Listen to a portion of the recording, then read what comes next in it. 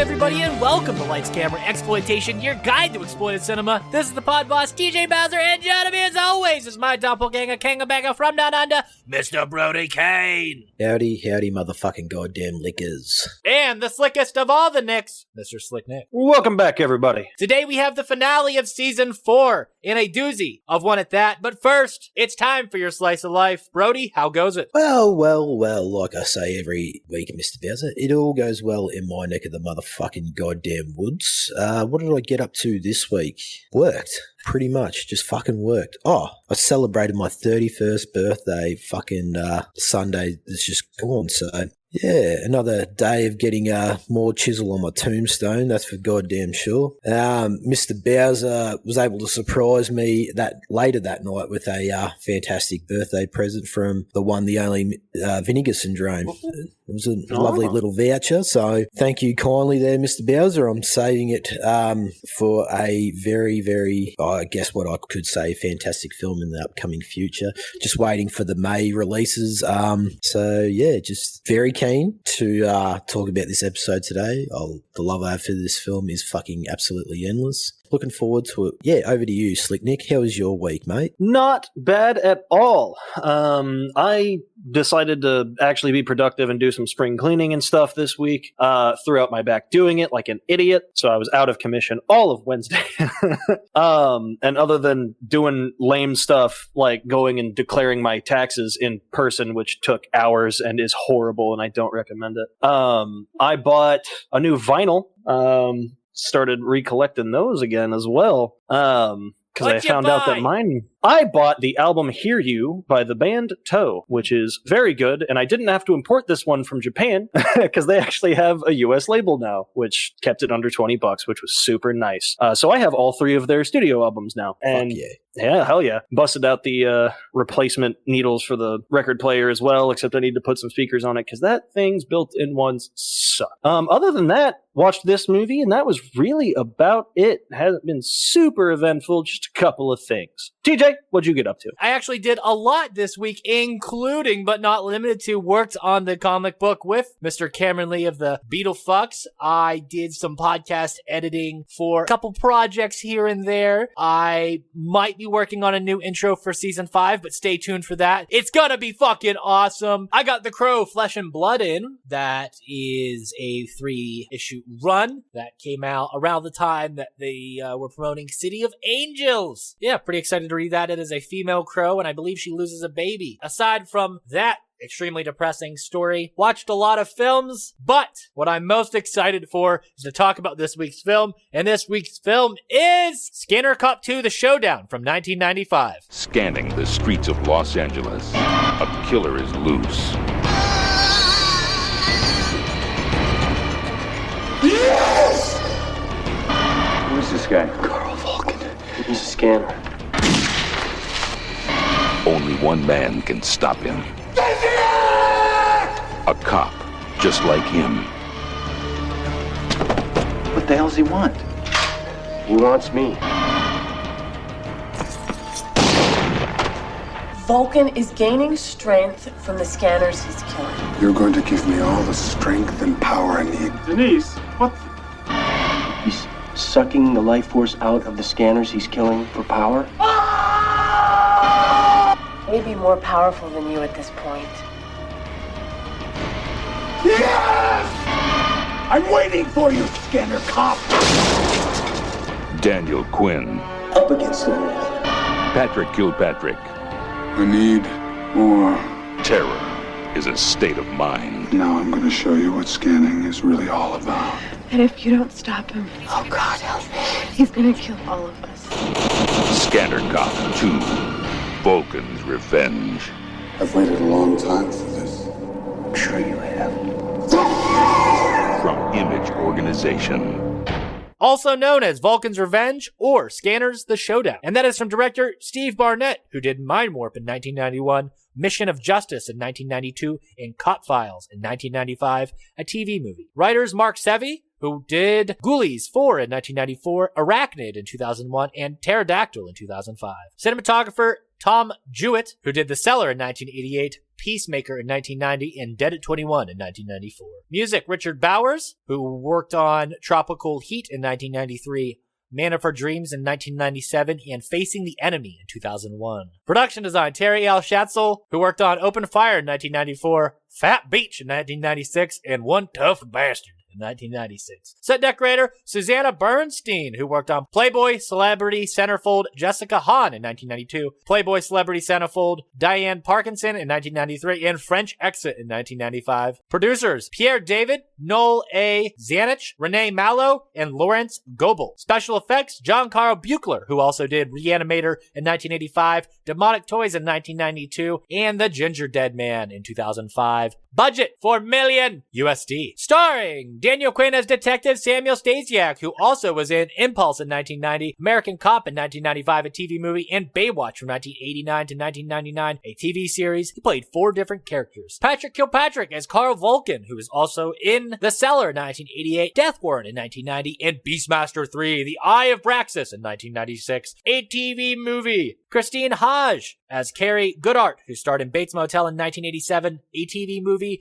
Cyborg 3, The Recycler in 1994, and Prince for a Day in 1995, a TV movie. Stephen Mendel as Detective Jim Mullins, who worked on The Vindicator in 1986, Stepfather 3 in 1992, a TV movie, and Heaven's Fire in 1999, another TV movie. Robert Forster as Captain Jack Bitters, who worked on Jackie Brown in 1997, David Lynch's Mulholland Drive in 2001, and Wild 7 in 2006. Brenda Swanson as Glory Avianis, who starred in Dangerous Love in 1988, Steel and Lace in 1991, and Indecent Behavior in 1993. Jerry Potter as Sheriff Jake, who starred in Rhinestone in 1984, Misery in 1990, and Wild Wild West in 1999. And last, but certainly not least, Kane Hodder as Kidnapper number 1. You may know him from Friday the 13th Part 7, The New Blood, in 1988, where he played Jason Voorhees. Pumpkinhead 2, Blood Wings in 1993, and Hatchet in 2006. Slick Nick? Sam Staziak, the scanner cop, had hoped that he could resume a normal life. When other scanners in the LA area are being attacked, literally left drained of life, Sam is forced back into action in a desperate attempt to stop a mad scanner named Volkin, who is determined to become the most powerful and ruthless of his kind. But as Sam sets out to put an end to the ever-increasing carnage gripping the city, he also finds himself in a personal crisis after his long-estranged mother reappears and becomes the focus of Volkin's growing rage. Awards! It won none! Sadly, but definitely deserves some. Boys, let's get physical.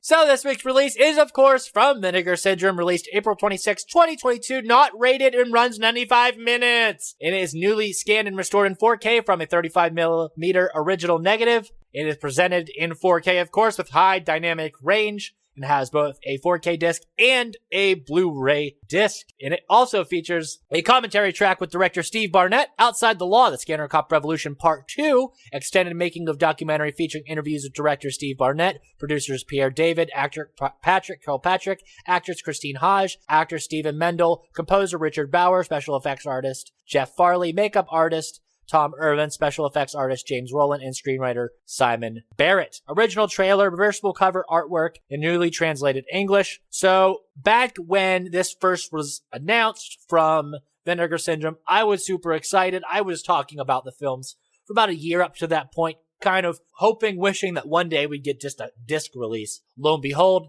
Vinegar Syndrome hits us out of nowhere with this awesome dual set in 4K of all fucking things, presented with some HDR color, and it looks fantastic.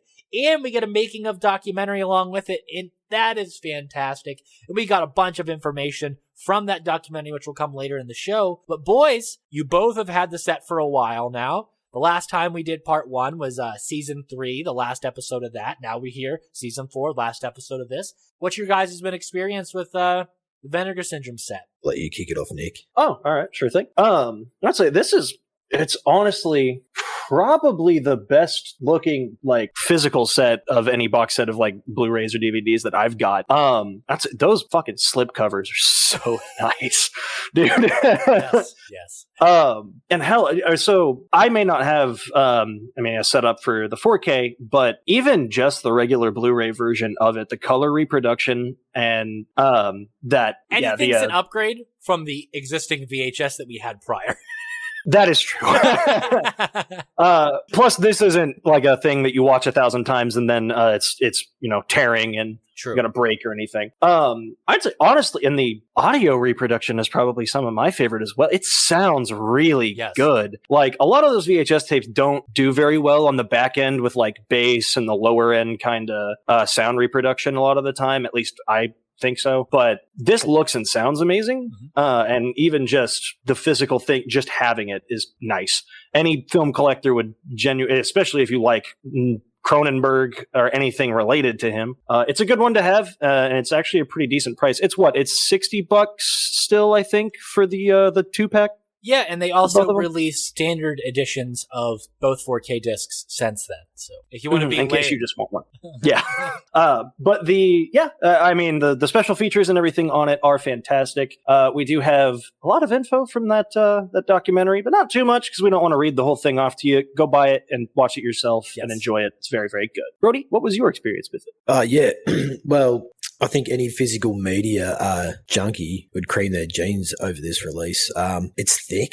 I remember fucking opening the package and I was like, all this, it's got like that raised fucking lettering and even like the actual scanner cop himself. And I love the fact that they're able to throw back to the retro poster as well for the slip covers. So you basically got a hard cover with your slip covers and then reversible fucking artwork. So I can't really elaborate on it more than what you've already said, Nick.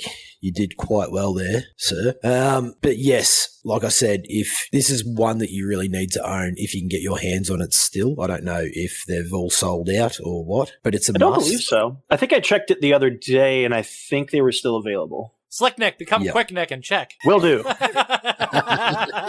But yeah, like it's a fucking fantastic release. I remember seeing it on Facebook when I woke up one morning. I sent it straight away to TJ and he like literally flipped out. Didn't you, Mr. Bowser? So I did.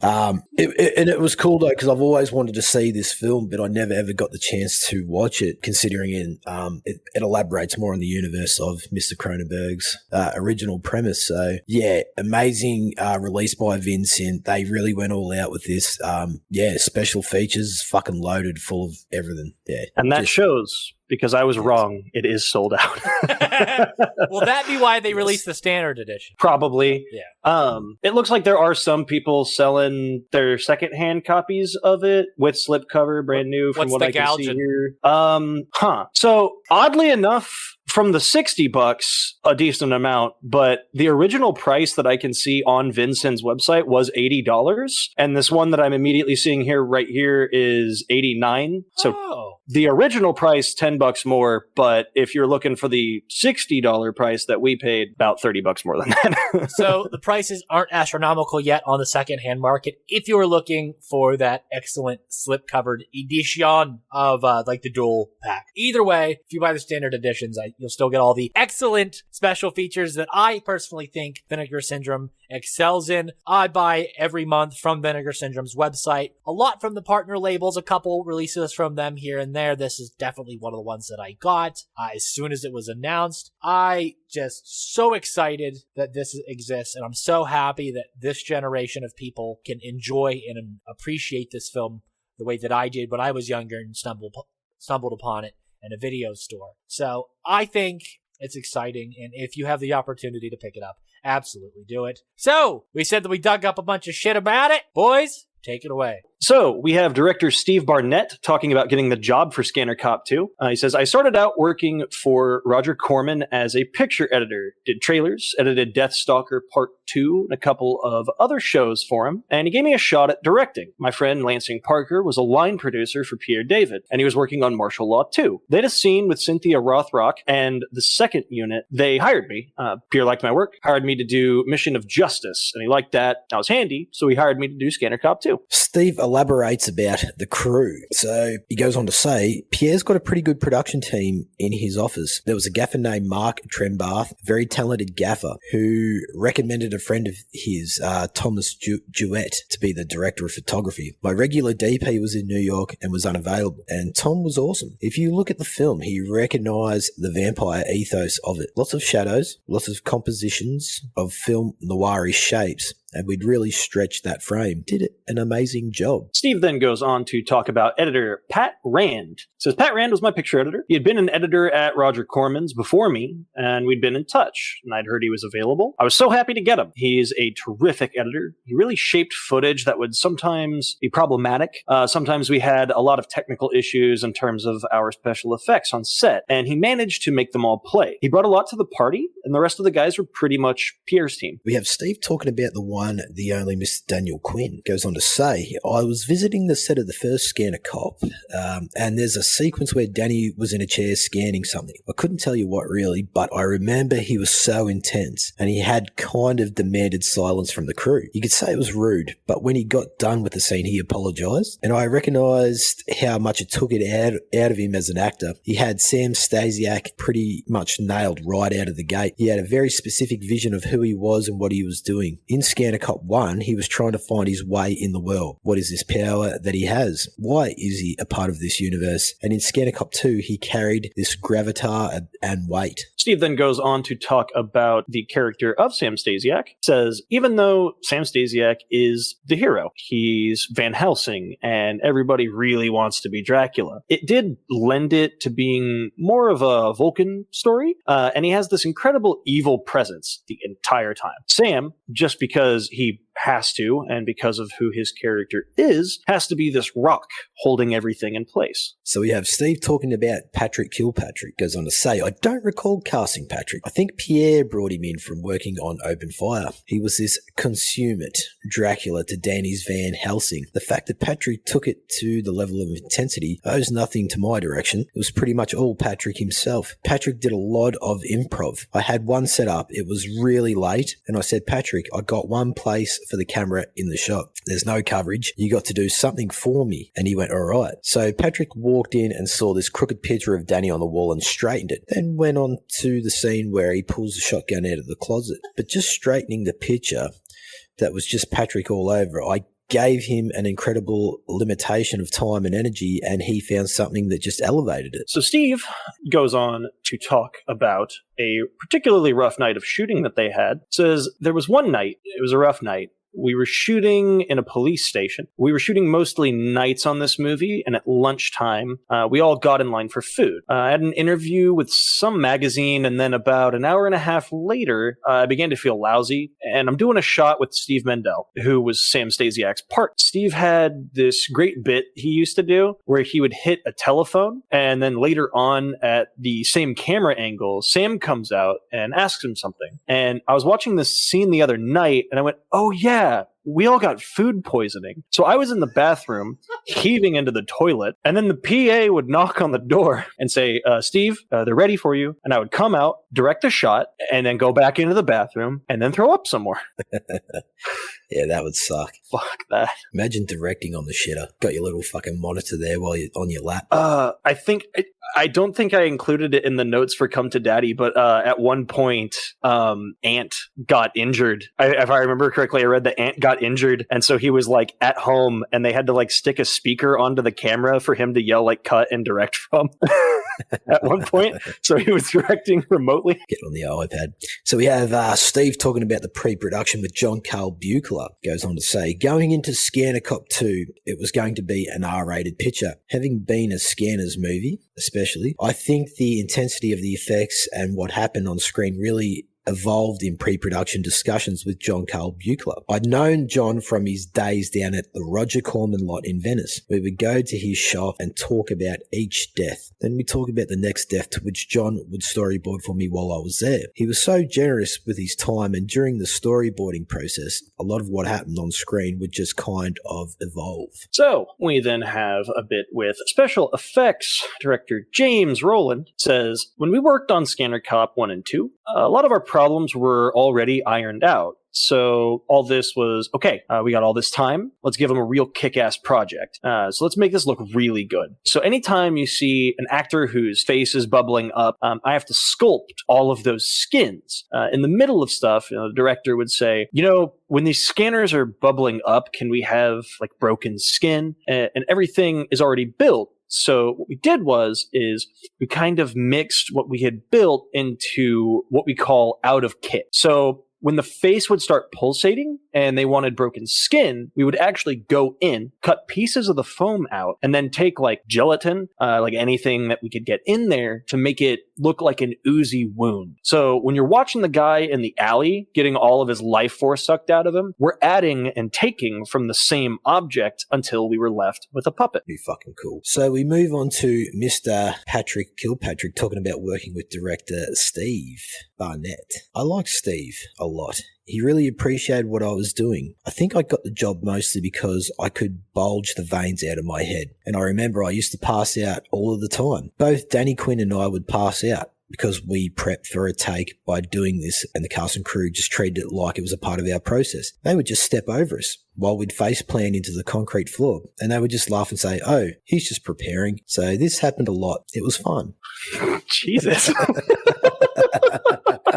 The safety crew on that. So Patrick then goes on to talk about his character a little bit. He says, I think it was very evident that it was like sucking the blood out of other people. So I tried to make Karl as seductive as possible. We worked so hard on that movie that there were times, and it's the only time in my career, that I actually stood up in front of the camera and just said, guys, there's nothing left. It's given it his all. So we have Patrick talking about B movies in general. He says, B movies are kind of like Shakespeare because you eat the scenery and you're going from a very delicate emotional life to huge emotional moments. I remember in one take where I was going through the ecstasy of getting the power from somebody, and I had just killed and I began to weep, really to weep out of joy. Those things pretty much happen spontaneously. So we have actor Christine Haj speaking about shooting on certain locations. She says, I remember just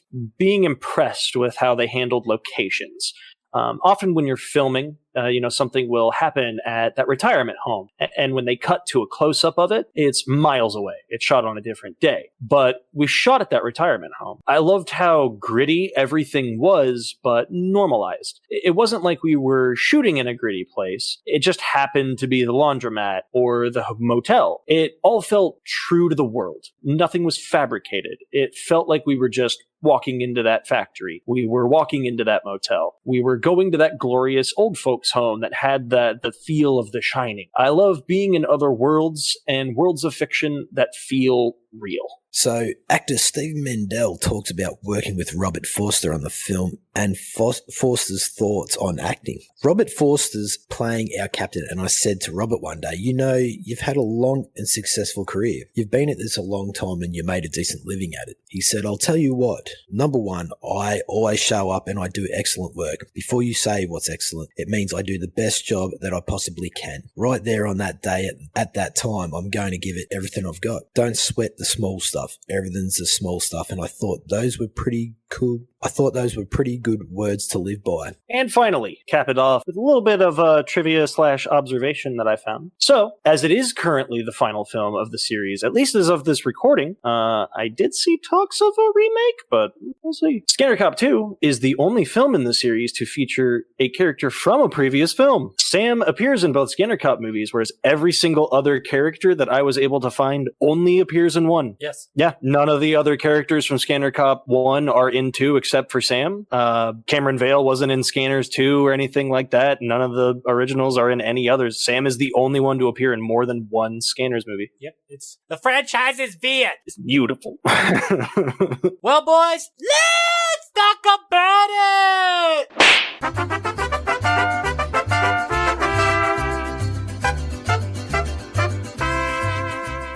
So, favorite performance of the film? Nick, what do you got for us? I am going to have to go with Mr. Patrick as Karl Volkin. Yeah. I love this villain. His performance is somehow like just over the top enough to have its own entertainment factor separate from being just menacing and scary while also being menacing and terrifying at the same time.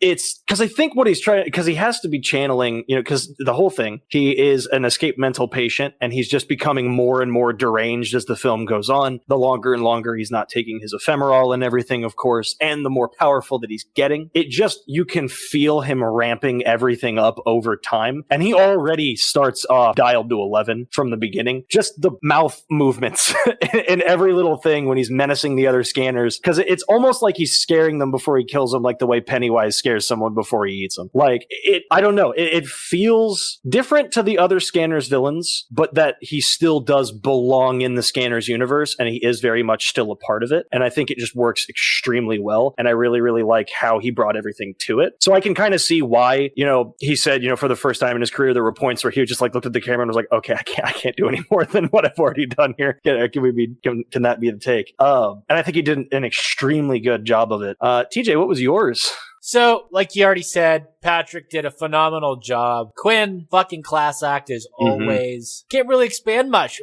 Patrick, whenever he is a fantastic bad guy in this film, he really sells that Volkin is a badass motherfucker coming to blow up some heads the same way that Ironside does in the first Scanners film. I think that the way that his facial expressions compared to other people in the series, I don't know, there's just something about his that just hit different, I will have to give her an honorable mention to that artist lady with the blowtorch. She's pretty hot. Yeah. Glory. Yeah, Glory. I like her little scenes. Pretty decent looking and pretty good actress too. Yeah, she did well. The supporting characters were all pretty good, I think. Like, I liked the captain and his partner, everybody. No weird fortune tellers in this one. True. Although I did like her character too. She had like a weird kind of energy she brought to the first Scanner Cop. Yeah, I think the casting choice for the Vulcan was pretty fucking spot on. Beautifully done it and executed. Yeah, I find what Patrick has about him, he's got this believable like serial killer persona about him.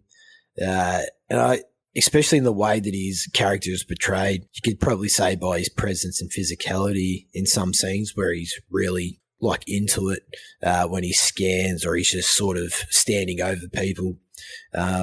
He's just so fucking evil and cunning. Yeah. He's got this cunning wit about him, and I love it. Especially as the film progresses and you see him start to get stronger. He starts to toy with his prey. It's amazing. It's like he's having fun. I like how he brings that to it as well. There's that one scene where he sucks the life force out of someone in the laneway, and you see those tears that we mentioned about in the show notes fall from his face as he's really getting right into it, and it just showcasing those expressions during that scene just says everything about his performance in this film.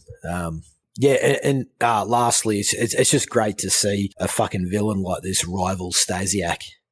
Yes. Which for sure leads up to not to take anything away from Lynch, though. No. He was just a different type of villain. He was like a more controlled, scary, like organized type, really. Yeah. Is that Lynch or Franklin? It's Lynch. It's Lynch.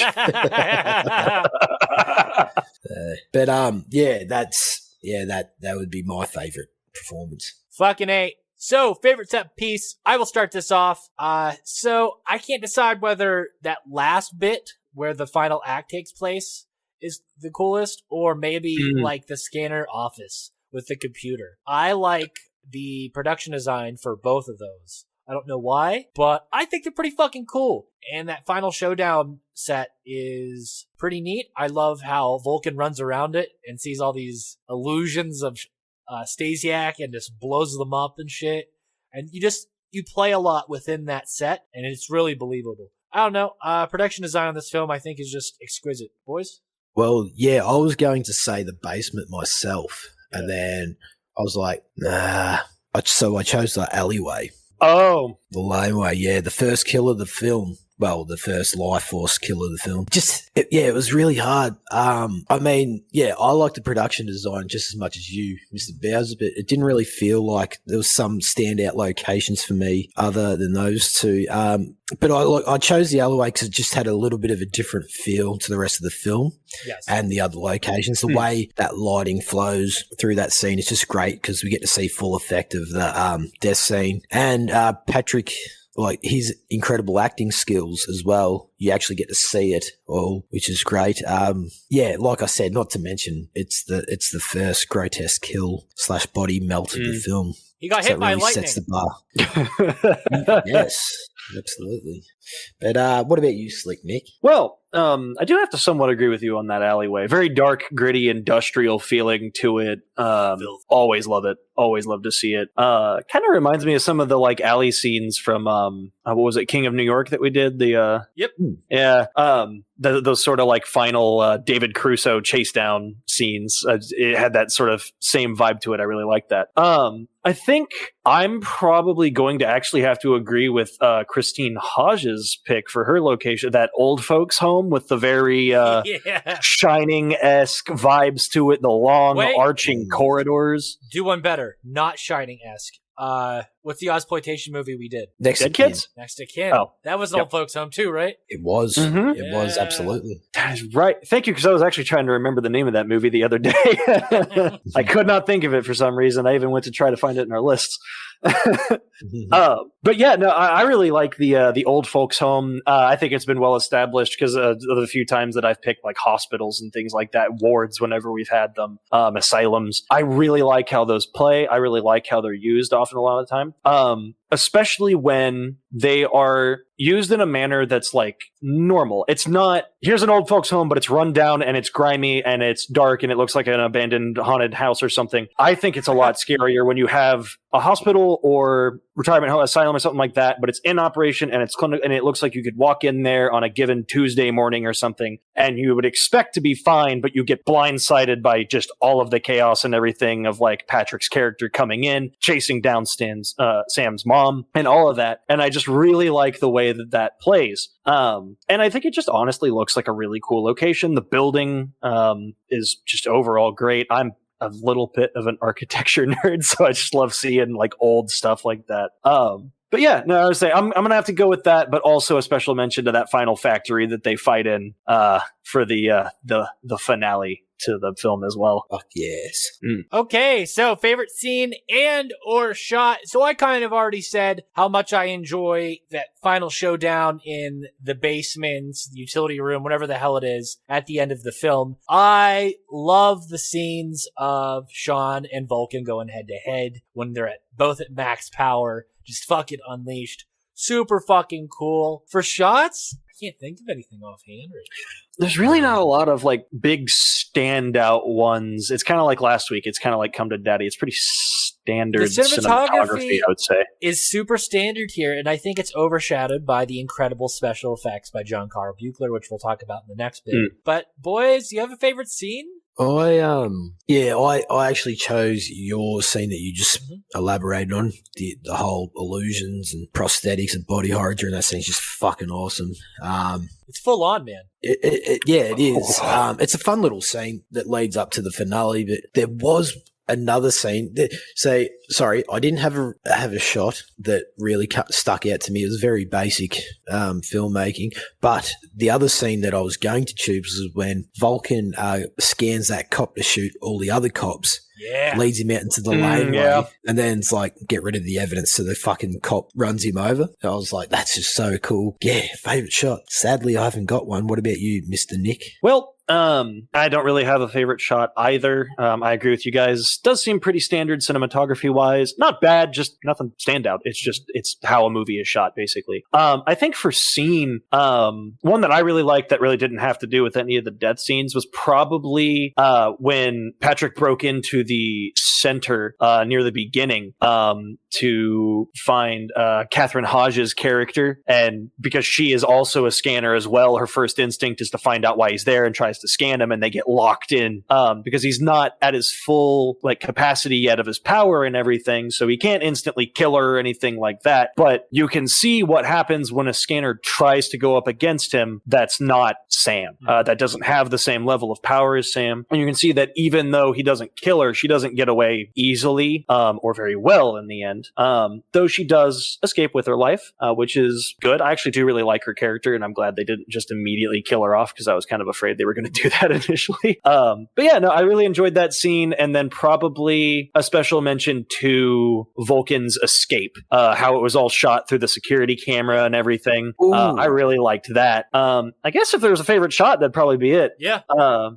But I really did like that sequence as well. I forgot about that. That's a fucking awesome scene. Just a close up of the screen being all static. Yeah. Good call, Nick. I also, I guess now that you mention shots, the more I'm sitting here thinking about it, that first reveal of Volkin when he lifts his head, it's pretty fucking creepy. They definitely put it on. Yeah, that is true. Just it immediately, it's a good way. It immediately establishes that this guy's a fucking bad guy. Just the way he looks, the way he stares at the camera. It's almost like the like you referenced earlier with The Shining. It's almost like the Jack Torrance stare. Oh yeah, he does kind of have that vibe to it. Tell me, what was the medication? Ephemeral.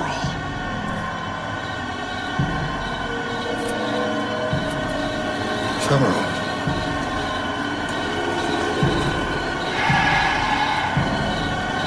You're a scanner. Aren't you taking the medication? Not anymore. Okay, favorite effect and or death. Slamming screen door. Yeah. I couldn't decide between that or Glory and her boyfriend getting melted together. Yes, that's both so cool. I couldn't pick one. I was like, I'm not going to be able to pick one between these two for the episode. If the body didn't fall backwards when he looked at it and separated from the front half, I would say the bodies fusing together. But the fact that they were like, what if he touched it and it fell backwards and stayed? I was like, yes! And all the skin is still just stuck to it, but she falls back. I was like, ho. I will have to mention, though, the bitch in the laundry room turns to goo. Oh yeah, she does turn to goo. Deflates. I will say my favorite part of that whole sequence, even more so than her deflating everything, it just goes down to Patrick, is when she's screaming "why" and everything, and he just does that super long side mouth because that fucking killed me, dude. I love that so much. I was like, this is great. This is fantastic. I love this villain already. Yeah, I'd have to agree with you there, Mr. Bowser. That grilled cheese bitch in the fucking security door was absolutely exquisite. And for her husband just to, out of the blue, see her melted other half through the fucking door. He's not even distraught really about it when they see him in the next scene. He's sitting there having a fucking smoke like he's on smoko with the cops. Yeah, boys, you're doing a good job. I'll have a fucking cigarette while you fucking pull my wife out of the security door. Like, I get the traumatic thing and he goes for the smoke, but like he really does just kind of look like he's like, well, smell will ever come out of that kitchen? No. No, you have to torch that house. It's done. There's no coming back when your significant other is melted into the screen door. The worst part is if that house is still there with the market the way it is, that thing is like $400,000 fucking still. How cool is the effect though for Mr. Kane Hodder when his ear gets fucking burned off and then he pulls? Yeah, dude, I love the effects of all of the. It happened to like all of them. It happened to all the kidnappers had like the little earpieces melt to them and everything. I like how Kane's always in these JCB productions, just in the background. It's cool. And then he knocks the dude's head off in Manhattan. The kill of the grilled cheese woman kind of reminds me of Kane Hodder's kill or death scene in Wishmaster, where he actually goes through the glass and then he breaks up into pieces. Yeah, I don't know, just a little bit of a sidebar there. But. The grilled cheese woman is the next Marvel superhero. So. Directed by Sony or produced by Sony. Yeah. Yeah. So, if you guys don't have anything else to elaborate on, thoughts on story? Little different than the first film, right? Yes. Yeah. Absolutely. I think because TJ, I mentioned it to you earlier today when we were in the chat. So I said I liked the story for one better than this one, but the effects for this one way better than one's. I don't mind the story. I do like that they kind of just went with this one. They're like, we don't need to establish Sam anymore. Yeah. We have, he is a scanner. He is a cop. He uses his scanning powers to be a better cop. Now, what if he has to go up against another scanner? And let's just play that out. Let's just play the scenario. Whereas in the first one, it had a lot of establishing to do. I do sort of like things that feel a bit more episodic or a bit and anthological. There you go. So like, just for a small example, and something completely unrelated, but the more like episodic early bits of The Mandalorian, when it was just him going around and here's his bounty for this week, here's his bounty for this week, here's his bounty for this week. I like that. Oh, you mean before sort the of dark times? Yeah. before everything picked up and started going overarching and stuff. Yes. I liked those. I don't mind overarching stories, especially if they're good and they enthrall me and all of that. But I kind of like just take the idea and let's just apply it to new things. It's why I like Star Trek and stuff like that. It's just, what's going to happen to the crew this week? What cool thing are they going to come across? So like, I kind of like the idea of, we've established Sam, we have a scanner cop. Let's make movies where the scanner cop just fights villains. And I like that idea. And they call him the Scanner Coppin. Yes. Every time Vulcan just, I'm after you, Scanner Cop. I'm like, oh, he said the thing. He said the name of the movie. He did it. But yeah, I do still kind of, I don't know. I enjoy the episodic nature of this one, that sort of feel to it. But I do think that the story in one was just done a little bit better. And I would be excited to see if they could make a Scanner Cop 3, just a new villain, new city he moves or something, just new scenarios for Sam to be in, things like that. I guess we couldn't get Sam anymore if Daniel is gone, unfortunately, but that premise, I'd like to see it continued, something like that, maybe with the new story. But that was pretty much my sort of thoughts on the story of it. I really like the episodic nature of it, but I think in the end, one's just squeezes it out for me. I just think it just gets it. Ready? I do like the premise as well. I like how Staziak pretty much has met his match, like I mentioned earlier, and he's obviously now using his powers for the greater good. Where in the first one, he was sort of coming to terms with what he was and how to use them. Yeah, this film is definitely a typical good guy versus bad guy film, but when you have, I guess you could say, this awesome world created for these unique characters, it just feels so much more than that. It's very basic storytelling, but it definitely works. It's an entertaining and fun film to see unfold. I only wish we had got more films like Nick was saying.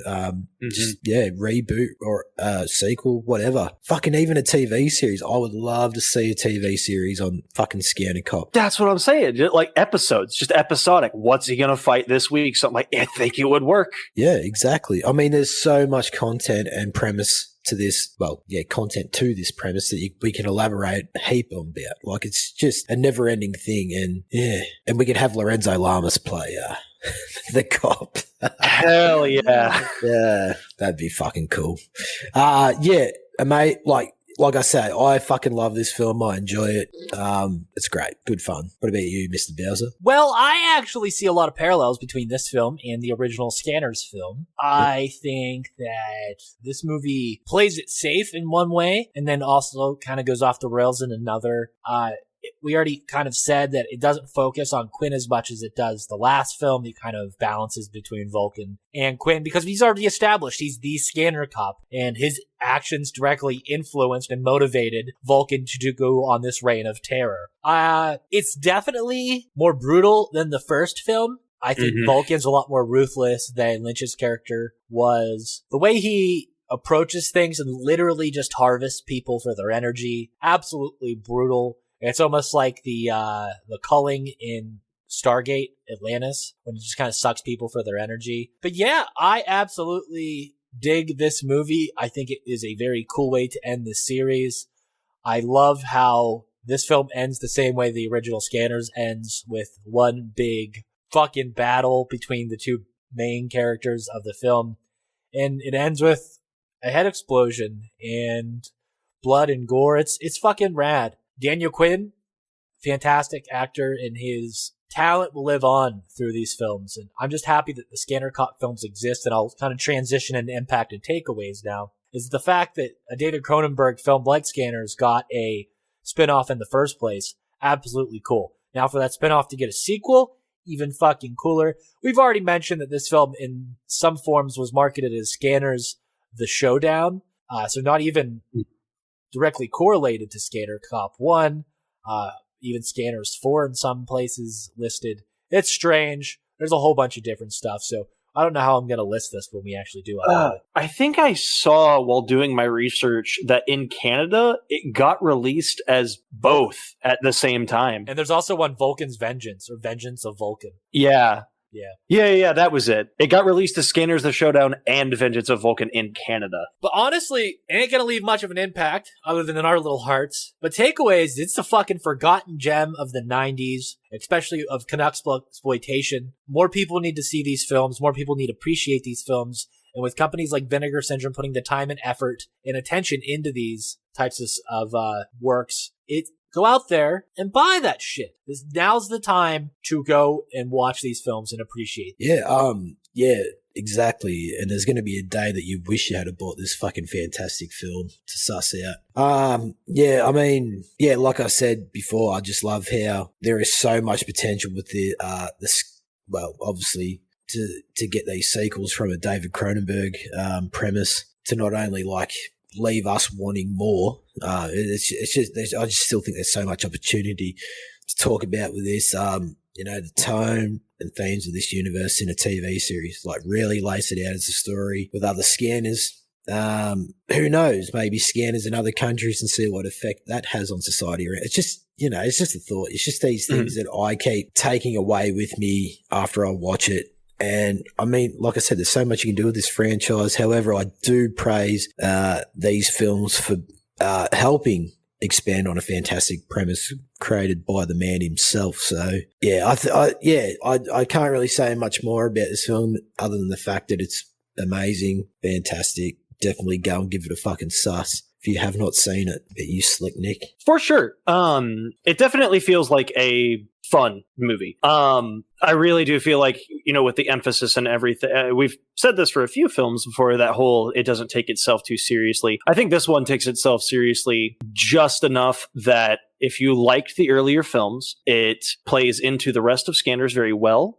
If you like the first one, if you like the second, these are not bad for spinoffs. They're really not. It's a decent premise and it's a really fun movie to watch, especially this one if you're looking to just jump in, because technically you don't need to see the first one to watch this movie. You could theoretically get Scanner Cop 2, watch it, and enjoy it thoroughly without having watched any other Scanners film. But if you have, it just gives you extra little layers, like when they talk about the original thing, when, they're like, and 15 years ago in Toronto, when all of this started happening, and they start talking about Cameron Vale's story from the first Scanners and all of that. It just adds a little bit more to it that I think fans of Cronenberg and the Scanners series would enjoy, but that anybody can really watch this and appreciate it. And yeah, like Brody said, it just leaves you kind of wanting more. If you really enjoy it, it just kind of bums you out a little bit to be like, damn it, I wish there was more of this.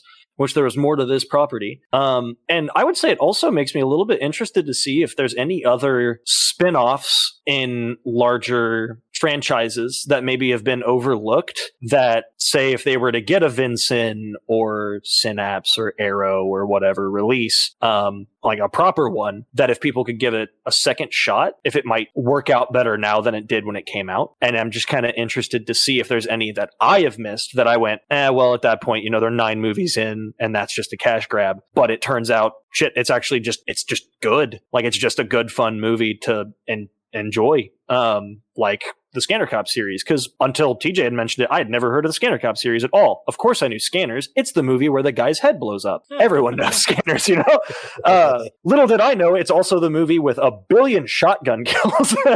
So, there's a shotgun in here. There is a shotgun kill in here. And then there's an attempted one, and the sheriff runs out of ammo and then falls over. But yeah, no, it's really interesting to see stuff like this that's attached to a larger property that maybe is a bit overlooked or underappreciated because it's attached to a big property and people think it's just a cash grab when it's actually a decent film and just a fun time. But yeah, that's pretty much what I kind of ended up taking away from the whole thing. Excellent. So, boys, let's rate this bad boy. This week's rating is Crazy Evil Bad Guys with Brain-Busting Powers out of 5. I'll start things off with a 4.2.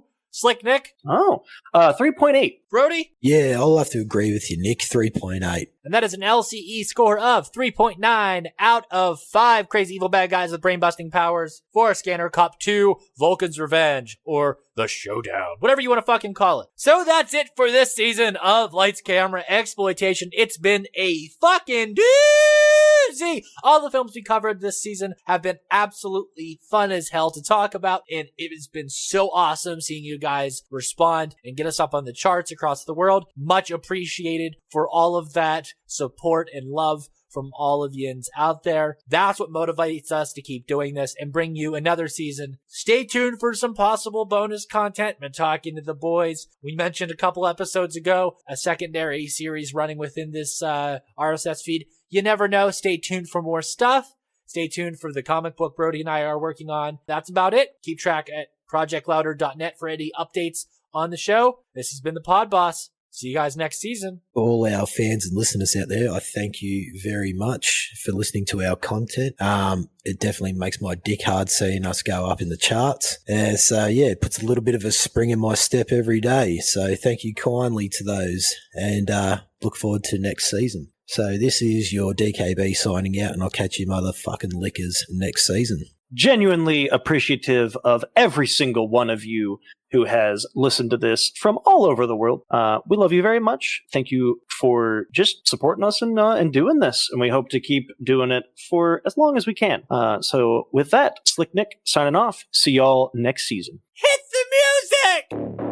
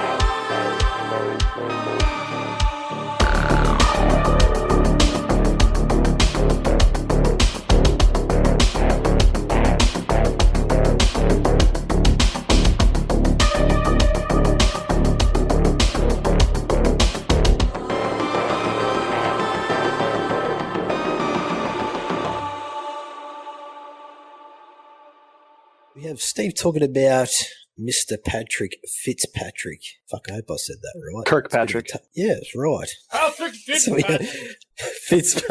Fuck me. I found out for this that name. he ran for the governor of California like last year. He fucking did. It. Yeah. He'll scan his way to the top. Him and Arnold had an arm wrestling contest. Who can run? I don't think Arnold wants to do it anymore. I think he's done. I don't blame him. Movie tonight on video. Movie tonight on video. You can rent a video player, too. There's a store near you, sweetheart.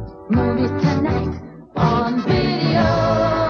They're helpful and friendly with films for the whole family.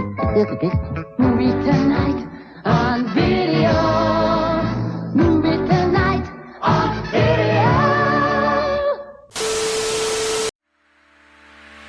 Hey everyone, this is your podcasting God King, TJ Bowser here. I just wanted to take a break from my busy schedule of pud whacking to inform you of something I'm very passionate about and I think you should be aware of. Congenital hemorrhoidal ass disease, or CHAD for short, is a rare disease that affects 1 in 37,000 cellar-dwelling men. CHAD causes a multitude of issues including, but not limited to, hair loss, distended abdomen, low testosterone, penile atrophy, lack of logic, and bad taste in film. If you're experiencing any or all of these symptoms, please consult your local PCP immediately. CHAD is an angry, rough little disease and it must be stopped before it takes the best of us out. Now that you know about CHAD, you can help us raise awareness. First, tell a friend about this terrible disease and help spread the word. Also visit www.pleasestopchad.com to find out more and how to donate to this cause and stop CHAD's reign of terror on us all.